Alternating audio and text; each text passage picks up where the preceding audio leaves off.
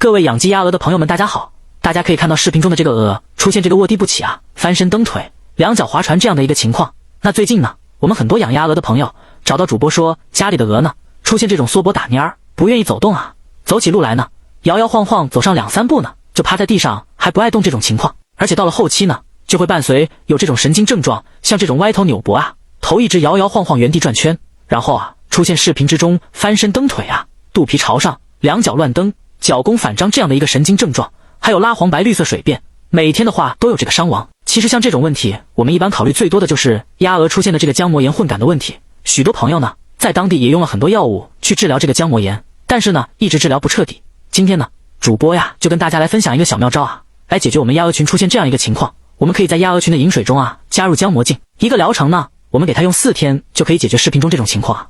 而且呢，饮水拌料都可以，需要的老铁，视频左下角小黄车可以下单。